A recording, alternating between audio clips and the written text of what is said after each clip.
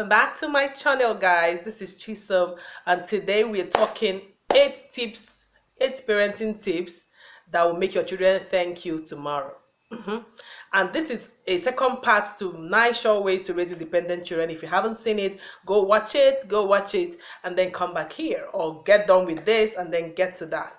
This is the second series of my parenting series, and I'm talking parenting in a way that we need to just remind ourselves of certain things. Now, I have had a whole lot of experience as a mom. I'm a mom of 4 children, smart children who are 12, 10, 9, and 4 years old, and I'm super stoked. Like, sometimes I'm drunk on how much I love them, right?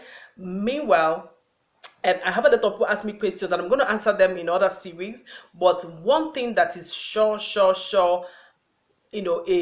a huge part of my parenting journey that has made it worthwhile is the fact that it was something I knew I had a direction about before I got into it. So I told you about how my husband proposed to me, and one of the things he said is, join me, let's raise independent children. And you should do the same as well. If you're single in particular, please don't just propose to a woman anyhow. Just don't make it the fancy, and then you get into parenting or into marriage and begin to struggle. Sit down and have a plan for the family you want. That way, you know the kind of lady who is also excited about that part, who also that is her plan, right? Okay, let's get into the 8 tips, right? Number 1, make your children take responsibility early. Responsibility about their things, about their choices, about their life, and don't be a micromanager. Be a guide, if you know what I mean, right?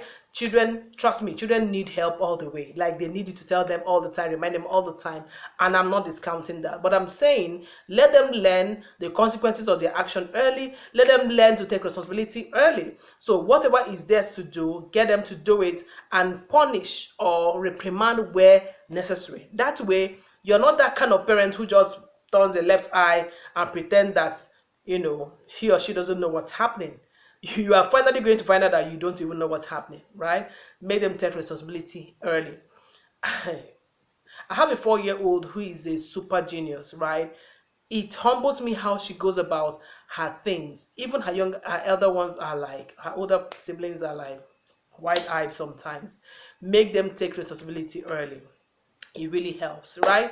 Now, number 2 is give them age-appropriate chores, and never genderize it. Guys, age-appropriate chores. I see a lot of parents overburden children, and that's wrong. That's really wrong. Don't overburden children. Don't give someone who is 6-year-old huge 25 liter jerry can or container to carry from a distance. All those kind of things we see typically in Africa. I grew up almost like that, going long distances, carrying stuff. I think that that's a little bit extreme, right? Yes, we can help it sometimes, but when you can, please do not overburden children, right? Give them things that they can handle at their age. And please, very important, don't genderize it. I see a lot of people have, okay, well, I don't see a lot of people. I have chore roles, like a rota for chores. I didn't make it, they made it themselves. And no gender. The boys are not having to do more of outdoor things, for instance, and the girls do the indoor things. By the way, I have 3 girls, right, and a boy, right? I don't have anybody say, okay, we don't have anything like, oh, these people or this gender washes plates and this one eats and is cleaned up after. No, everyone does the same kind of chores when it is their turn to do it every other day, if you know what I mean. Please, if you're superimposing gender stereotypes on your children, do stop it. In fact, apologize to them that you have been doing it the wrong way and change it. Because that son that you're keeping away from the kitchen, keeping away from doing chores, will end up in university or somewhere where he's alone and is disabled, practically disabled about what to do in the kitchen. And then he begins to depend on women. Some boys get on to start having girlfriends early because they need somebody to cook for them. Not even because of love or whatever. And then they get into all kinds of traps, right? Teach them to empower themselves, to cook, to make their dishes, to wash their dishes, to keep their spaces neat. See the way I'm sweating, guys. Oh my God. Don't mind me. I didn't want the fan or the AC to be so. Yeah, don't genderize chores, guys. Don't go ahead and start, doing all shouting down your boys and start making them worship girls, or start making girls feel like they are created to serve boys.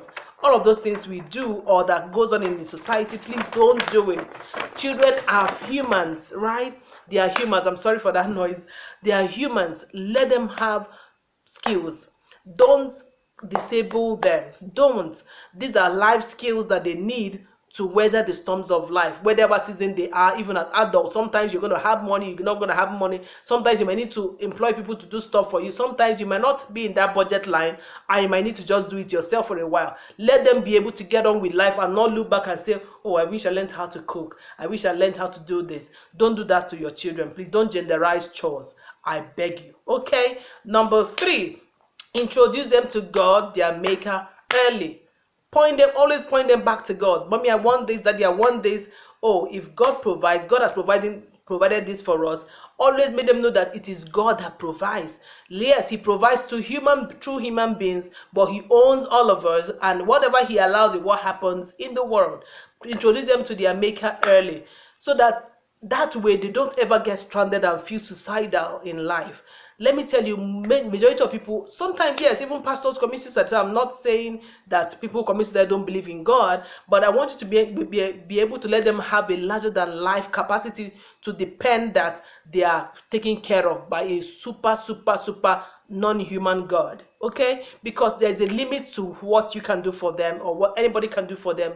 Let them be able to repose their hope and their faith in this awesome personality that made us all, right? That way they'll be grateful to you in their tough times. They can believe God, they can see miracles happen, they can hold to God by themselves, right? And that also includes teaching them how to pray, teach them how to read the holy book, whether you're a Christian or Muslim. If you're a Christian, teach them to read the Bible. Teach them that these Bible stories are not cock and bull stories, right? And they are typical of things that can happen in our lives, right? Number 4, teach them business, right? You want to raise independent children. You want children that will look back to you and say, oh, thanks to my parents for this. Teach them business. Carry them along with what you do to earn money. How you do it, how much you charge. I remember growing up, whenever we ask, okay, like how much is this? I was hardly told. I'll be told, do you want to give me back and all of that? But right now, I don't do that. I make sure that I tell. My 4-year-old asked me yesterday, how much was the Ribena you bought, Mom? We were coming back from a pharmacy, and I said, it's 200 naira. This small pack is 200 naira. That means for you and your sister, it cost us 400 naira. And she was like, okay, good. I remember her dad asking her, why did you ask? And she said, just because I want to know. And I was so happy that we are able to know and find that it is healthy for them to know. It's healthy for them to know even how much you bought your house, how many millions. Yes, that money might not be able to piece it together and understand it, but let them know that you spent 10 million naira building this house, 10 million naira doing this. Tell them, because it will make sense by and by. Teach them business, how to idea it, how to create it, how to create a system to make it run, how to plan for it, right? My children have a couple of businesses that are going to come up in the next few months by God's grace, and that's because we teach them. We tell them how that making money is what everybody can do. It's not what adults do. Of course, they watch people like Ryan who make millions, who their parents are now under their employ, if you know what I mean. But Ryan started when he was like 3 or 4 year old on YouTube.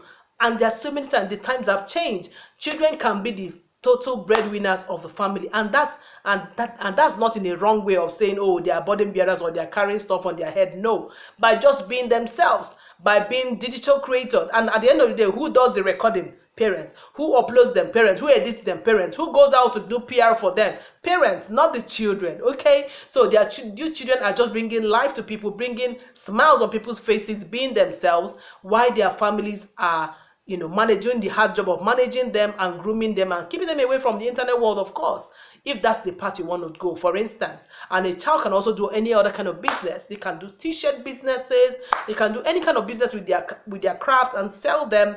And of course, their family has to be, or their parents have to be in the in the running of this entirely, and it is what you decide that they will do. They can't go out there to do this business or execute them by themselves, but please teach them business. Teach them that it's okay to make money now. It's okay to be really, really wealthy and afford everything you can.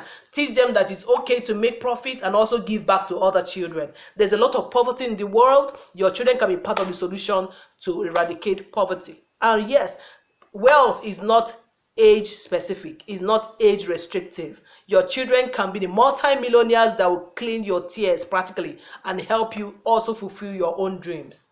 I know you know a lot of children already who are doing that. Parents who, of course, are the ones even making this happen. Go ahead and teach them all that they need to know. And remember, number five, yeah, make them that to understand that the world is bigger than just schooling.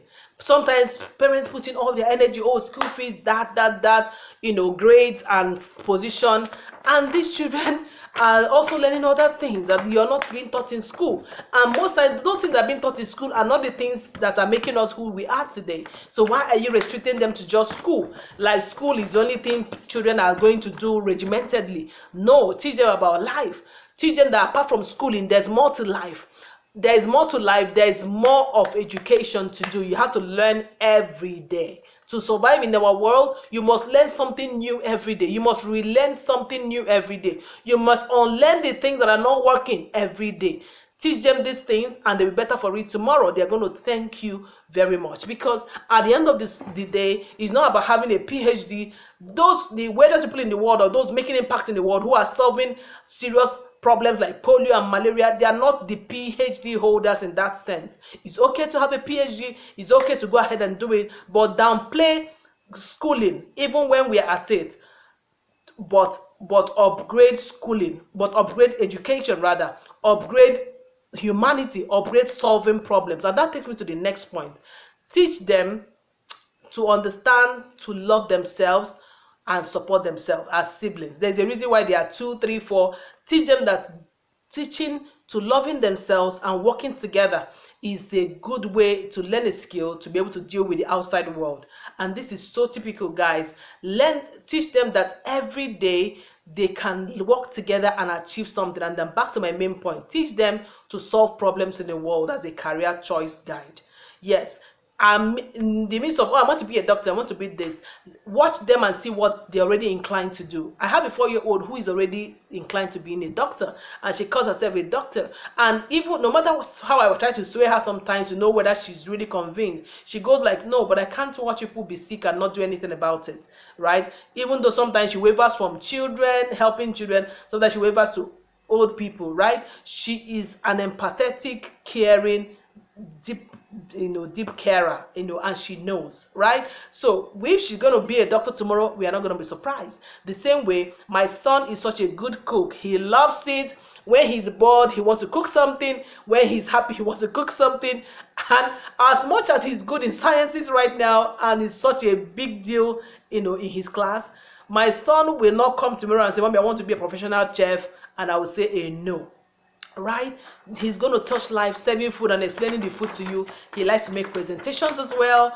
So teach them to solve problems. And when it comes to food, when he's talking about his food, we let him know that it's not just about cooking and serving. It's about providing a solution. You're bringing a smile on people's face. You're providing nutrition to people's body. You're helping people to stay alive and eat what is most important. You're helping people stay happy. You're helping people to find convenience, because by the time they're able to order your food at short notice, you're solving a problem for them and so much more. You're solving hunger problem, of course. And trust me, there are a lot of people to help with food. So why wouldn't I encourage my child? Food photography is a big deal right now, right? Food tasting and publicity and influencing is a big career right now, right? Food media on its own is a huge course of area of study.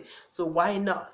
So whether that's going to happen, you're going to teach them. It's going to come by you teaching them that whatever it is they want to do, they have to solve problems in the world, and that will help guide their career choice, right?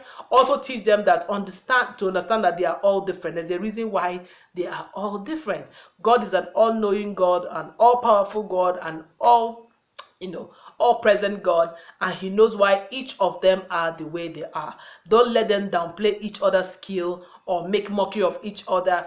Right from the home is where to help teach them healthy self-esteem, help them to think together, help them to know that they are all that they have, so that way they're able to face the outside world with grit, with awareness, with charm, if you know what I mean. I hope these tips helped. Please give me some of your tips in the comment section. I told you that this is going to blow your mind. Until I come your way again, don't forget to be a great parent. Give a listening ear. Be the parent who parents calmly and from a place of knowledge. Okay?